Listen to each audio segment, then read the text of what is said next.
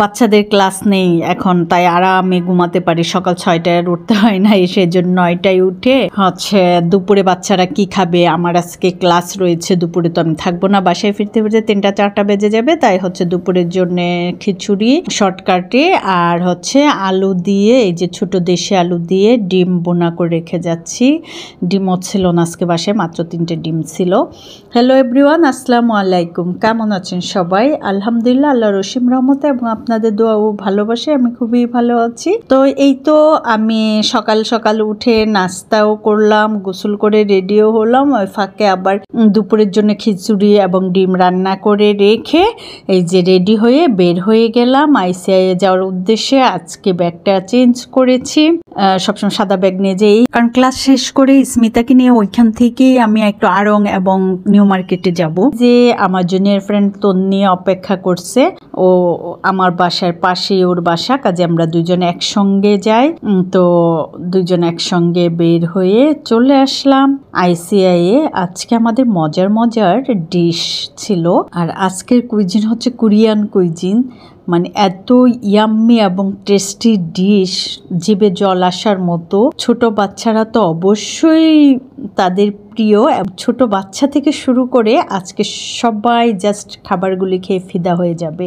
এত মজার ডিশ আজকে আমাদেরকে শিখিয়েছে শেফ মামা। আমার কাছে মনে হলো এতদিন যতগুলি কুইজিন শিখিয়েছি তার মধ্যে আজকেরটা আমার কাছে সবচেয়ে বেস্ট, কারণ আমার বাসার আমার মেয়ে স্মিতার খুবই প্রিয় প্রিয় ডিশ ছিল এগুলি। যখন শুধু স্টির ফ্রাই বিফটা নতুন, আর যে 2টা চিকেন কাস্টো রামিন, এগুলি হচ্ছে স্মিতার খুবই প্রিয়। কাজে আমি যখন বাসায় করব তো জাস্ট ফিদা হয়ে যাবে। ও রামিন এবং চিকেন কাটসু বাহিরে গেলে খায়, খুব লাইক করে। তো বিশেষ করে চিকেন কাটসুটা ও ইয়েতে গেলে, সীমান্ত সম্পারে গেলে সে খাবেই খাবে। কোরিয়ান কুইজিনের মধ্যে ছিল Ramin, chicken কাটসু, stir fry beef, এবং 3টাই ছিল খুবই মজার এবং ইয়াম্মি। আর হচ্ছে স্টির ফ্রাই বিফটা, বিফ যেহেতু বুঝতেই পারছেন বিফ দিয়ে করা হয়, বিফ প্লাস ভেজিটেবলের সমন্বয়ে, কিন্তু খুবই টেস্টি। জুলিয়ান কাট করে বিফটাকে নিয়ে করতে হয়, যেহেতু অনেক টেস্টি খাবার, কাজে আমি আপনাদের সঙ্গে এই রেসিপিগুলি শেয়ার করব ভেবেছি। সবগুলি রেসিপি অবশ্য আপনাদের সাথে শেয়ার করি না, কিন্তু এগুলি করব ইনশাল্লাহ পর্যায়ক্রমে। তো আমাদের রান্না শেষ হওয়ার পর এখানে প্রেজেন্টেশন করা হয়। ফুড প্রেজেন্টেশনের পর আমাদের ফটোশ্যুট করা হয়, আমাদের ইনস্টিটিউট থেকে ফটোশ্যুট করা হয়। তারপর হচ্ছে আমরা আমাদের যার যার মোবাইলে ক্যামেরা দিয়েও আমরা ফটোশ্যুট করে নেই। করার পরে হচ্ছে যে ফুডগুলি আমাদের তৈরি করা হয় সেই ফুডগুলি টেস্ট করানো হয় আমাদেরকে দিয়েই, যে কারণ কোন দেশের ফুড, কোন ফুডের কীরকম টেস্ট সেটা জানার জন্য, বোঝার জন্য, যাতে আমরা বাসায় তৈরি করার পর ওই টেস্টটা আসে কিনা সেটা যেন আমরা বুঝতে পারি। যখনই আমরা ইনস্টিটিউটে যে টেস্টটা শেফরা আমাদেরকে রান্না করে দেওয়ার পর যে টেস্টটা পাই, সেটা যদি আমরা বাসায় তৈরি করার পর পাই তাইলে বুঝতে হবে যে পারফেক্ট হয়েছে। সেজন্য আমাদেরকে দিয়ে টেস্ট করানো। তো আমরা 46 জন স্টুডেন্ট, এই যে আমাদের প্লেটগুলি সাজানো হচ্ছে, আমাদের গ্রুপ করে দেওয়া হয়, এক এক দিন এক এক গ্রুপ ফুড সার্ভ করে। তো 10 জন করে। তো আজকে যে 10 জন পড়েছে ওরা ফুড সার্ভ করছে। আমি জাস্ট আপনাদের জন্য একটু ভিডিও করার জন্য আসছি। আজকে আমার গ্রুপ না, আপনাদের জন্য ভিডিও করতে আসছি। এই যে দেখা যাচ্ছে ওইটা হচ্ছে রিসিপশন অফিস, আর এটা হচ্ছে আমাদের ক্লাসরুম। এই যে গ্লাসের দরজা, ওইটা হচ্ছে আমাদের ক্লাসরুম, আর এটা সম্পূর্ণটা হচ্ছে কিচেন। খুবই বড় কিচেনটা, ভিডিওতে যদিও এত বোঝা যাচ্ছে না। আর চলে আসছি আমাদের ক্লাসরুমটা দেখাতে। এই যে আমাদের ক্লাসরুমে কিন্তু সবাই নাই। ওই যে ফুড সার্ভ করতে গেছে, কেউ বা ওয়াশরুমে গিয়েছে, কেউ অফিসে গিয়েছে পেমেন্ট দিতে, এই জন্য কয়েকজন। তো আমি ভিডিও করছি দেখে ওরা হাসছে যে পোজ দেই, আপু ভিডিও করছে আপুর ইউটিউবে। আমরা খুব মজা করি। আর সত্যি আমি এখানে ক্লাস করতে এসে আমি সেই আমার ছেলেবেলায় ফিরে গিয়েছি। আমার মনে হয় কি যখন ক্লাস করতে আসে এখানে জুনিয়র সিনিয়র 2 ধরনেরই আছে, আমার সমবয়সীও আছে, আবার আমার অনেক জুনিয়র আছে, কিন্তু খুব ভালো লাগে। তো এরপর ফুড টেস্টে করতে করতে স্মিতা চলে আসছে। স্মিতাও আজকে আমাদের ফুড টেস্ট করছে। করার পর আমরা 2 জন বের হয়ে গেলাম। ফার্স্টে আমরা নিউ মার্কেট, এলিফ্যান্ট রোডে যাবো, ওইখান থেকে পরে নিউ মার্কেট যাব। তো উদ্দেশ্যে বের হলাম। আর রাস্তা অনেকটা ফাঁকা, অনেকেই অলরেডি চলে গিয়েছে গ্রামে, কারণ এই জায়গাগুলিতে প্রচুর ভিড় থাকে। কিন্তু কিন্তু আজকে এত একটা ভিড় নেই, ভালোই লাগতেছে। আর ঝিরিঝিরি বৃষ্টি কিন্তু পড়ছে। তো নিউ মার্কেটে এসে আমরা বেশ কেনাকাটা করেছি, করে এই যে লাঞ্চ করতে একটা রেস্টুরেন্টে ঢুকলাম। নিউ মার্কেটে ফার্স্ট টাইম এই ধরনের রেস্টুরেন্টে লাঞ্চ করছি। ভালোই লাগতেছে লাঞ্চটা করতে। সব কিছু একটা এক্সপিরিয়েন্স থাকা দরকার। স্মিতাও তো ফার্স্ট টাইম। তো হচ্ছে এখানে বিফটা খুব মজা ছিল।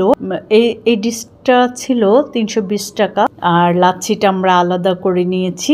আমি খুব এনজয় করছি। বিফটা খুব টেস্টি ছিল, কিন্তু ভেজিটেবলটা এত টেস্টি ছিল না। আর স্মিতার একটু যদিও মন খারাপ হয়েছে, এই ধরনের রেস্টুরেন্টে খেয়ে অভ্যাস নাই। তো লাঞ্চ করে আমরা আবার চলে আসলাম এই যে আড়ংয়ে।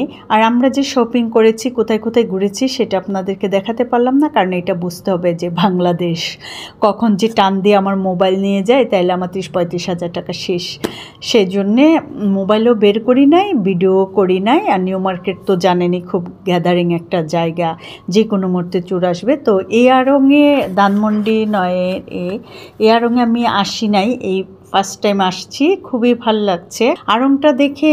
আমাদের বাংলাদেশের ঐতিহ্য, গ্রামীণ ঐতিহ্য এই আড়ংয়ের মধ্যে নিয়ে আসছে প্রত্যেকটা দেওয়ালে। যারা গিয়েছেন তো দেখেছেন, আর যারা যান নাই, এই দেওয়ালে মাটির ছোট ছোট হাঁড়ি পাতিল দিয়ে ডিজাইনটি করেছে। আমার সবচেয়ে বেশি ভাল লাগছে যে আড়ংয়ের ইন্টেরিয়রটা সম্পূর্ণ আনকমন এবং গ্রামের ঐতিহ্য পূর্ণ সবকিছু রেখেছে এই ইন্টেরিয়রের মধ্যে। এই জন্য আমার সবচেয়ে বেশি ভাল লেগেছে। আর ওদের তো অনেক কাস্টমার, কারণ বাংলাদেশের সবচেয়ে পপুলার ব্র্যান্ড হচ্ছে আড়ং, এবং আড়ংয়ে এমন কোনো জিনিস নেই যে পাওয়া যায় না। আর এমন কিছু আনকমন শোপিস থেকে শুরু করে কাপড় চোপড় সবকিছুই পাওয়া যায়। পাঞ্জাবি, মেয়েদের জামা, 2 পিস, 1 পিস, 3 পিস এবং কিছু গ্রামীণ শাড়ি, নকশি কাঁথা। এই যে দেখেন, নকশি কাঁথার সমন্বয়ে এই দেয়ালটা ডিজাইন করা হয়েছে। নকশি কাঁথার মধ্যে অনেক ধরনের নকশি করা হয়েছে, করে এই দেয়ালটাকে সাজিয়েছে। প্রত্যেকটা ফ্লোর খুবই সুন্দর করে সাজানো, এবং প্রাকৃতিক কৃত্রিম গাছপালা দিয়েও তারা ভিতরে ডেকোরেশন করেছে। আর সবচেয়ে বড় কথা, এই আড়ংটা এসে শান্তি লাগছে যে এত বড় স্পেস নিয়ে তারা করেছে। এত কাস্টমার হওয়া সত্ত্বেও গ্যাদারিংটা নাই, ফাঁকা ফাঁকা রিল্যাক্সে সবকিছু দেখা গিয়েছে। যদিও হচ্ছে স্মিতার কোনোটাই পছন্দ হয়নি আড়ংয়ের। ওর কাছে খালি মনে হয়েছে এর থেকে আমার আম্মু সুন্দর করে ডিজাইন করে দিতে পারবে। কোনো এক সময় আমি আড়ংয়ে ডিজাইন সাপ্লাই করতাম, কাপড়ের ডিজাইন করে সেটা সাপ্লাই করতাম। তো আমি ব্লগ, বাটিক অনেক কিছুই পারি মোটামুটি। আমি অনেক কাজই করেছি। তো এই জন্য ওর কাছে মনে হচ্ছে যে আম্মু আমাকে কাপড় কিনে, আমি জানি সে আড়ংয়ের কাপড়টা কোথায় থেকে আনে, যেহেতু আমি একসময় সাপ্লাই দিয়েছি।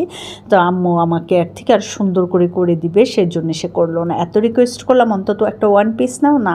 আম্মু এর থেকে তুমি কিনে দিতে পারো, এত দাম দিয়ে এই কটনের কাপড় নেওয়া আমার যুক্তিতে নাই, নিলই না। তারপর দুজন বের হলাম। বের হয়ে দেখি বেশ কিছু জুড়েই বৃষ্টি পড়ছে। এর মধ্যেই দুজন বের হয়ে একটা রিক্সা নিয়ে বাসার উদ্দেশ্যে রওনা দিয়ে দিলাম।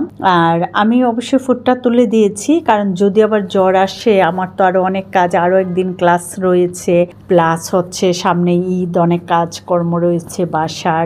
এই জন্যে আমি ভিজবো না, বৃষ্টি জ্বর আসলে মহা মুশকিলে পড়ে যাব। আর স্মিতা চাচ্ছে বৃষ্টিতে ভিজে ভিজে বাসায় যাবে। তো জোর করে ফুটটা তুললাম। আর দেখেন, এই যে আমার দুইজনকে কি উস্কো খুস্কো লাগছে। তো বাসায় এসে হাত মুখ ধুলাম। আর ওইদিকে আমার 7 তলার ভাবি, আমার প্রতিবেশী মুন্নি ভাবি, আমার জন্য এই যে কচুরলতি রান্না করেছে এবং কচুর শাক। ভাবি জানে যে আমার যে 3 দিন ক্লাস, আমি খুব ভিজি থাকি, ঠিকভাবে রান্নাটাও করতে পারি না। তার জন্য উনি ভাত থেকে নিয়ে সবকিছু করেছে, করে আমাকে দিছে। এই যে নিউ মার্কেট থেকে আমি এই প্লেটটা কিনেছি, এই চামচটা কিনেছি, আজকে এই প্লেটে ভাত খাবো।